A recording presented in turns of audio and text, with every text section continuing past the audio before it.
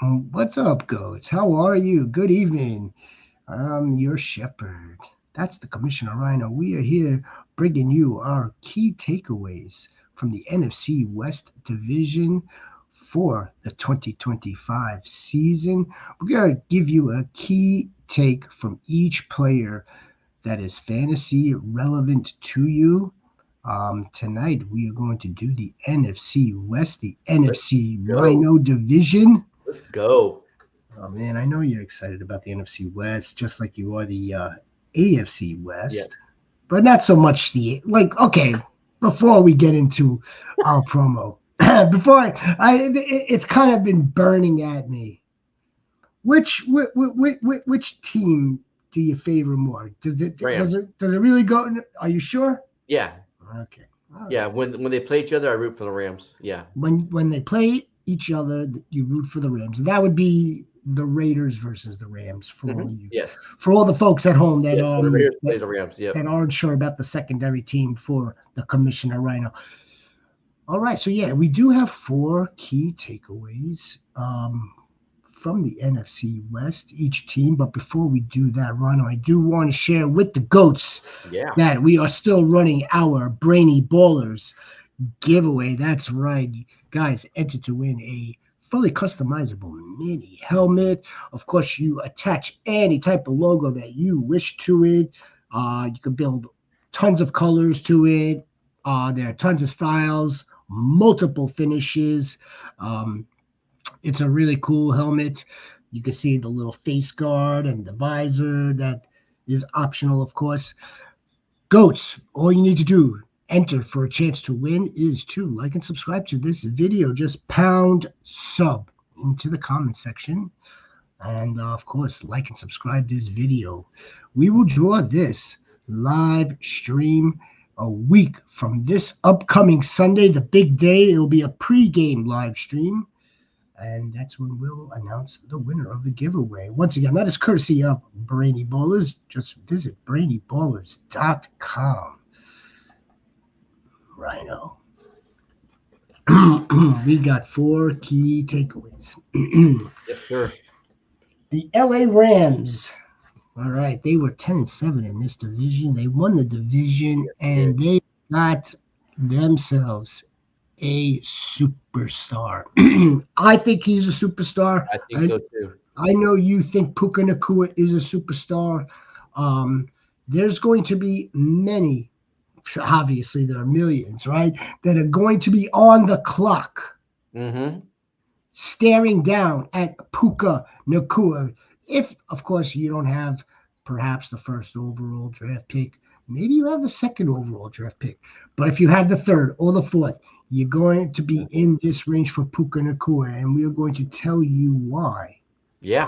Puka is your wide receiver one. He's going to be approximately, in my estimation, he's projected to be no not less than the wide receiver three off the board, Yeah. maybe wide receiver four. But And for good reason too. I mean, Rhino, there's a lot to like here. yeah. I There's a mean, lot to like.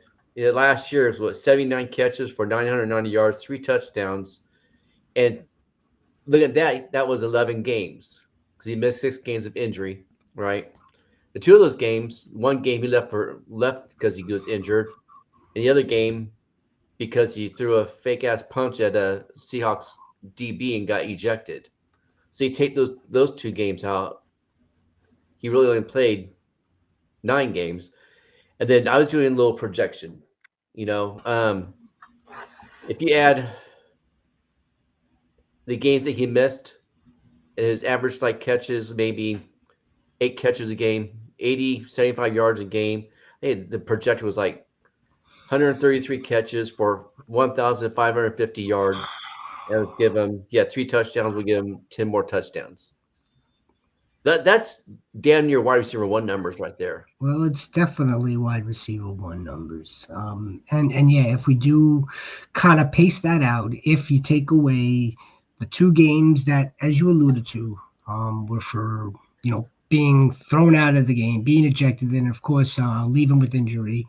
Um, And then add to that the games that he did miss due to injury, and we keep bringing up now injury, and yes, of course, that is something that we should be kind of concerned with, but at the same time, we can't not take this budding star because we're afraid of injury, okay? Because like at the same time, look, there was a wide receiver by the name of Jamar Chase that just won the Triple Crown. He missed time in 2022. He missed a couple of games in 2023. Right. So it's not like these guys are just completely unprone to injury. No, so maybe, just maybe, Puka maybe got it out of his system, or he just has a damn healthy year.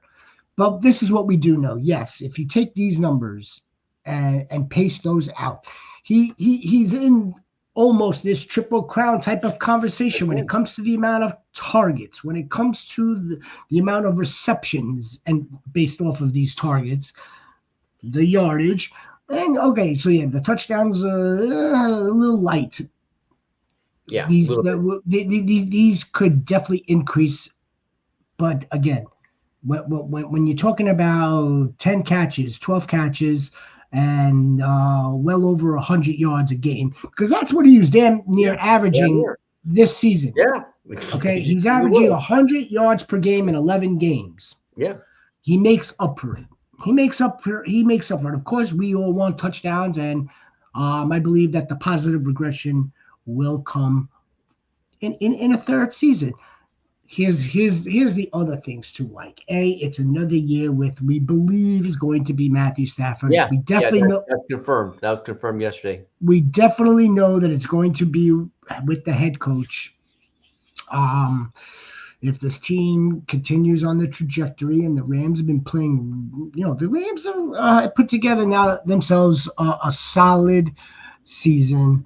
Again, I think, and Puka Nacua is just the focal point of this offense. So the key takeaway from myself, and I believe also from you, Rhino, is look, once Jamar Chase and most likely Justin Jefferson, but again, if you're in the Puka Nacua business, and if you come away with another reason to take Puka Nacua other than what we had just listed off, like perhaps I don't know, Cooper Kupp doesn't return, something along those lines. Yeah, you may even want to go up there and take him as the next wide receiver off the board after Jamar Chase. And then one more thing to add with Puka sure. Nacua. He led a league in yards per route per yards per route run. Yeah. This is from Next Gen Stats. At 3.23 routes, no other qualified receiver cleared 2.9. He ranked first in yards per route run against zone covers at 3.57, and seventh versus man covers, and third in the slot. Those are pretty good. That's one thing about him. He can go anywhere and everywhere. He can line up. He's not designated for one spot. He can line up anywhere. Mm-hmm. That's correct. Yeah.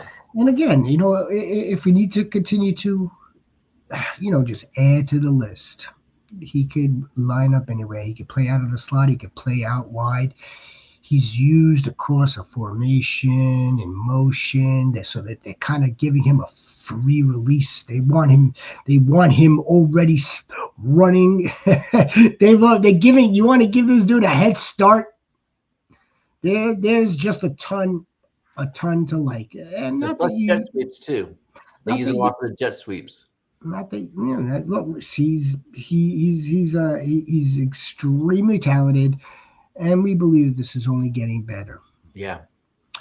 All right. So now the next team that happens to also have finished 10-7 is also going to be featured here on the Fantasy Goats as another burgeoning, another budding wide receiver in Jackson Smith and Jigba Rhino. Now this dude. Now here's what's funny, right? Yeah. So Puka Nacua had himself a monster rookie season. Mm-hmm. Okay, Mr. Smith and Jigba did not have a monster. No, he did. No, Very, it was a very huge disappointed fantasy owners, man, last year. it was a disappointment, but he made up for it. Yeah, he did. He made up for it and then some. He was wide receiver ninth with yards after the catch this season. He's the tied seventh. Well, he's wide receiver seven, tied for 100 balls caught. So he Yeah. far exceeded what he did the previous 2023 season in receptions. Almost And 1,130 again, yards and 6 touchdowns, too. which puts him at wide receiver 10. Yeah.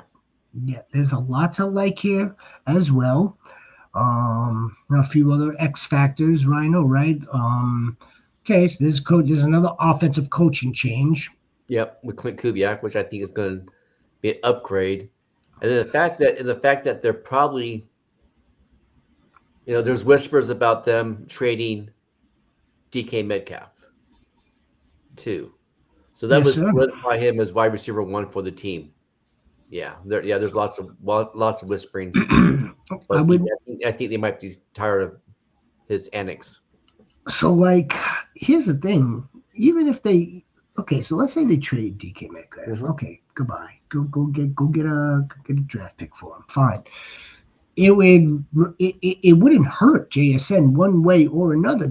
One way, it doesn't hurt JSN. He just solidifies himself as the number one wide receiver on the team. So you could go ahead and you could go bring in another wide receiver. He wouldn't come close to the target share or to really chew into the target share that he was already receiving. That's number one. Number two, even if they drafted a wide receiver, I don't think the class is that strong where a wide receiver rookie to come in would really compete that seriously for Yeah, any type of real not good. that strong a class. I mean, again, just by even if they did one or the other, they would have to do one or the other if they let DK Metcalf walk. It just further solidifies JSN's place on the team Yeah. as far as who the number one option will be. And Um, the best things about him too is he's not a one trick pony. He runs all the routes. He knows the tree.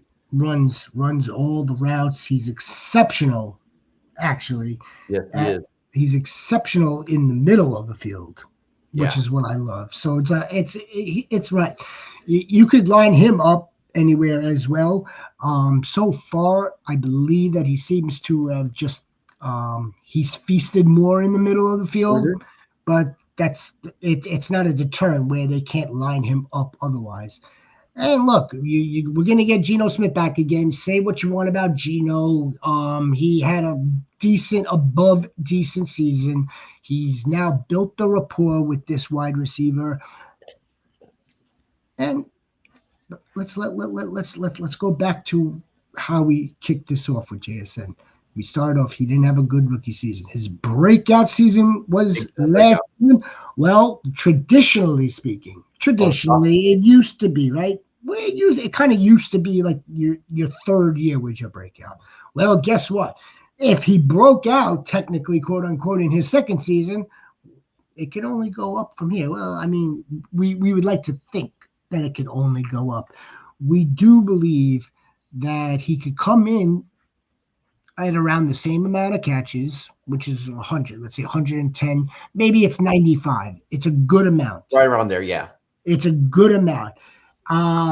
If he eclipses over 1,000 to 1,100, look, if he gets to 12, 13, now we're really talking about a solid wide receiver one. He's got the talent. He's got he's got all the pedigree.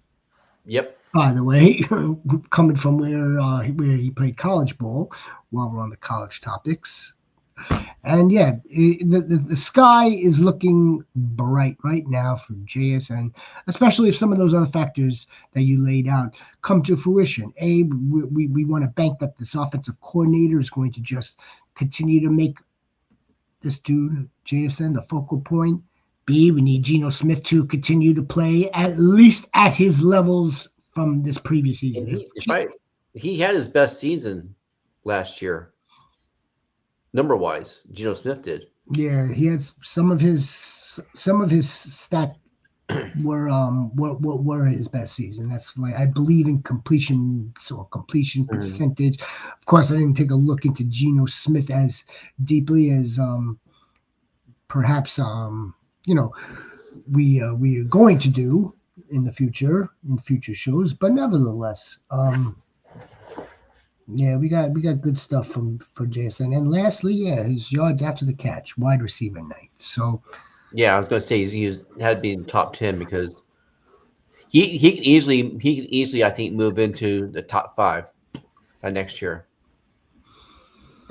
I see no reason not to. Yeah, also, yeah, he's all the makings of it. I, So as long as some of these things come to fruition, I don't think the talent just goes away. no, no, Let's put it that way. As of now, though, I think the goats will most likely want to start targeting him like around the mid third, late third. He's gonna, you know where Devontae Smith's been drafted, and yeah, Jalen Waddle's been drafted these last few years. That's I'm where drafting Jay. him above them. I That's see. what I have him in maybe the very end of the second, late second to the third to the he's. third. Yeah, I think he's a legitimate third round draft pick. yeah, He's a solid wide receiver too for your fantasy football team. And folks, damn, if you we don't need to talk about dynasty. You already know if you have him in dynasty, you're sitting on a pretty nice gold mine at this yeah. time. Pretty Yes, nice you are. gold mine. All right, now Rhino, we are going to talk about the Arizona Cardinals, and the take that I have is the same take that I believe you have, Yes. or at least it's a similar take. Yeah. The 9-8 Arizona Cardinals have themselves a bona fide tight end superstar. Yes. Yes. Yes. Yes. Folks, 111 catches on 146 targets, 1,146 yards, and 2 touchdowns. folks, Those are Trey, good numbers. Trey McBride, we know is the real deal. He put But up 90 catches last year. here's what I really love about Trey McBride. So his yards per reception was 10.1. Last time I checked, okay, that 10 yards every time you catch the ball.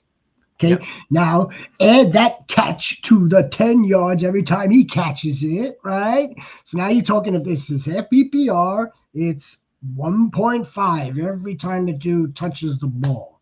If that's That- what he That's right. averages. Yep. Yeah, no, it's fantastic. We know. Look, he led all tight ends in targets, 147. That's 28.7% of his team's target That's a share. lot. That's wide receiver target share. I think that's higher than most wide receivers. I think that was second or third highest percentage of the team's targets, just below Jamar Chase and maybe not even Justin Jefferson. Probably Brock Bowers. Yeah, Brock Bowers was up there, but there was a couple. There was a wide receiver or two ahead, just right in that category. Um, he's tight end 3 in red zone targets, 20 of them. 20 of them. So he only came, so how many touchdowns did he have? He had like Two. but look how many times he was targeted. He was I know. targeted 20 times. I'm sorry. I've been playing this game a little while. A little while. Okay, 22 years. That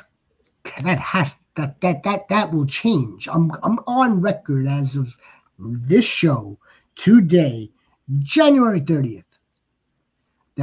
That's going to change when you're throwing to somebody 20 times and he only comes away with 2. That his touchdowns will go up. Yeah. And the thing about him too is the fact that Arizona drafted Marvin Harrison Jr. and they're still hyper targeting McBride because of the chemistry he has with Kyler Murray. That's okay. That's not going to go away. That's okay. Right. Right. So I mean, one or two things are going to happen, and we're hoping, because again, I'm in the camp as of now that Kyler Murray is kind of is who he is. Mm-hmm. I don't really think Kyler Murray is really going to get all of a sudden that much better. So we already have we already know what Trey McBride is. Okay, we have his stats. He is uber targeted, highly successful tight end.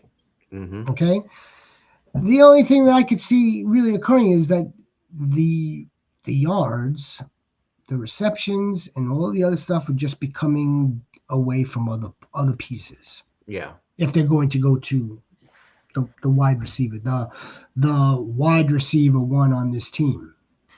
But in the meantime, But still, those good. Even in the then, it'll still be good numbers. in the right, and that's not to say that Kyler Murray can't increase a little bit. I mean, we're not suggesting that he's just stuck on whatever amount of yards he threw for and whatever amount of touchdowns he threw for. He's not just.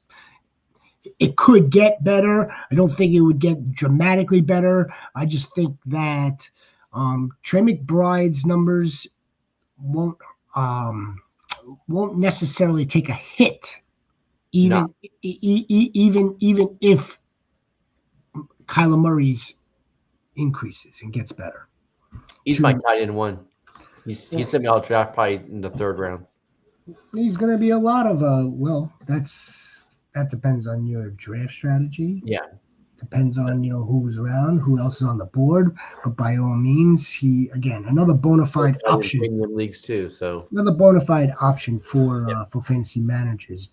Just again based on the sheer amount of targets, 147, 28%. Yeah, he should be first tight end off the board though.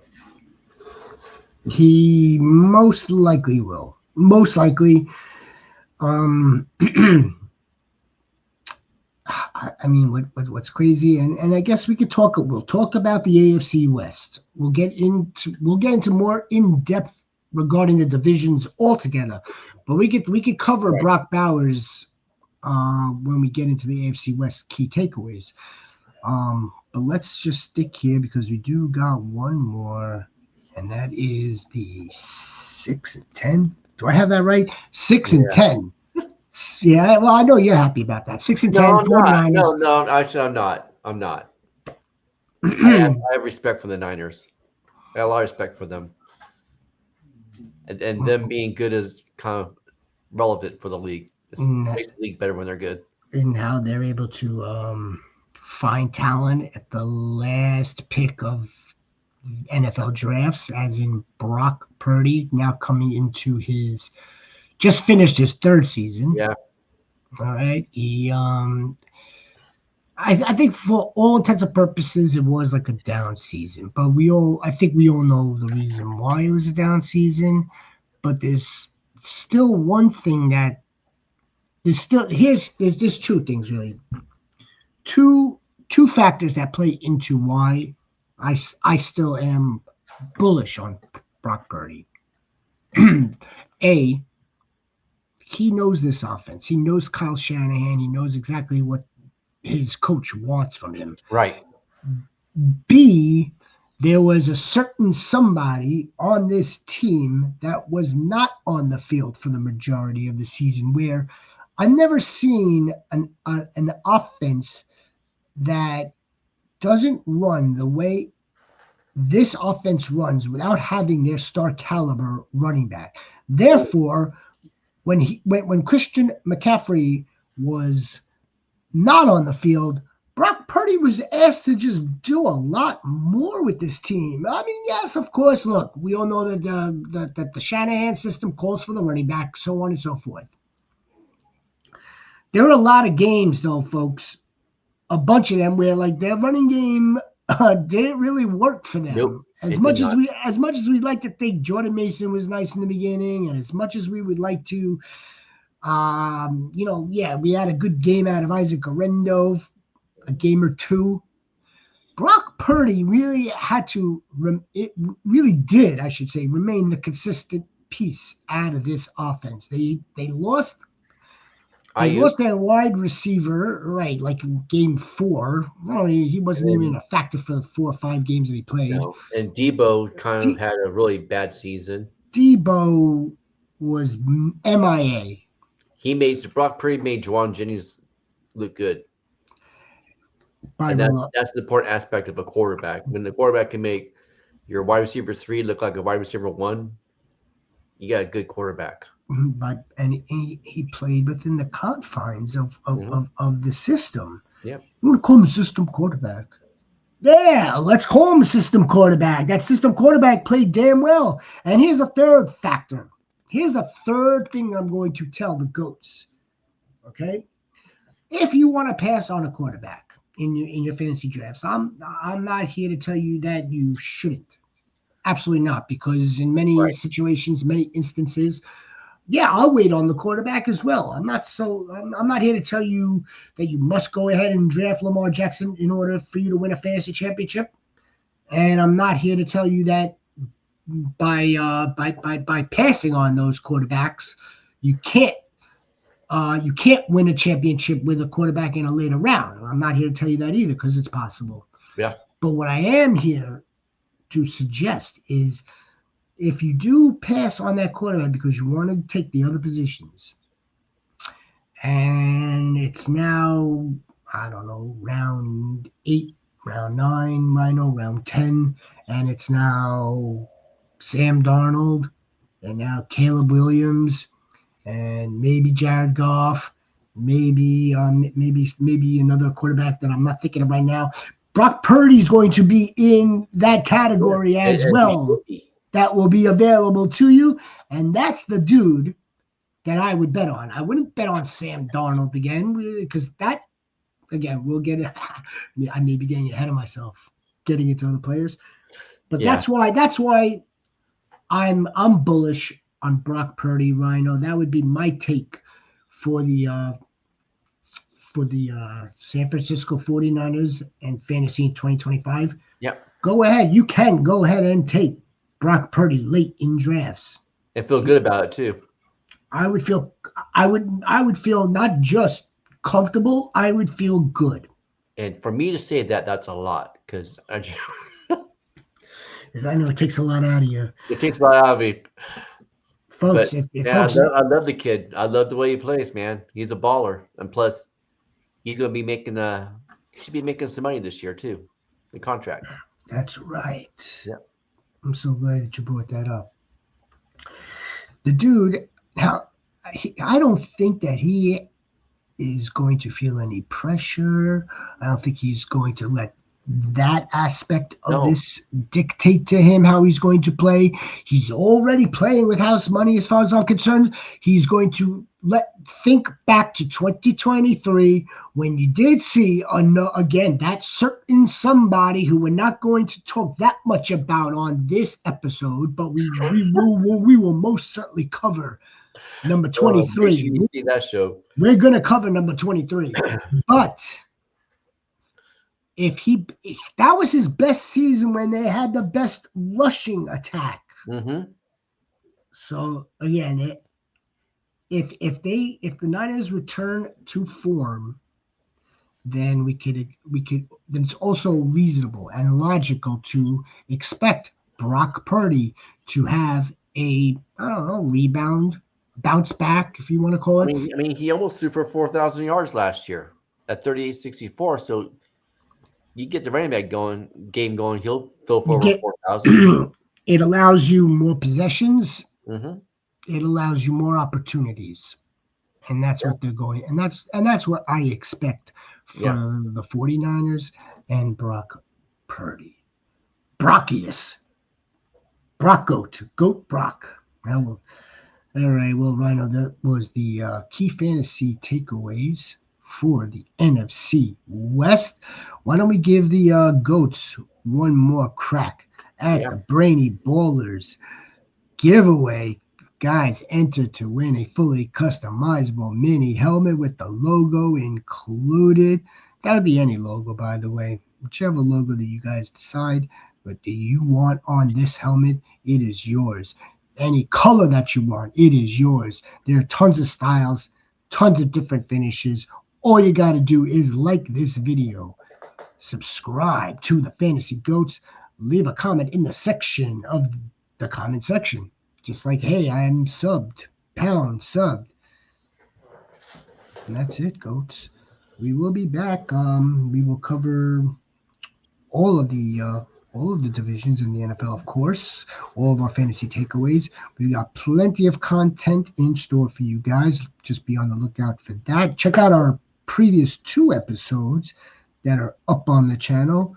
I believe they're under the video tab. We're new to this, folks, but we're certainly not Very new to new. fantasy. We're not new to that. No. And that's it. That's it. We will be back. Catch us tomorrow, Friday, 8 Eastern. We are covering the East-West Shrine Bowl and also the Senior Bowl. Right, Rhino? Yeah, we'll be talking about the players we're looking forward to see what they do. Yeah. Well, you get to see that handsome man. I won't be around. I'll be concocting the next division for you guys. Yes, sir. All right. Well, thank you very much for watching. We will see you soon. Be a difference, make a difference. Always.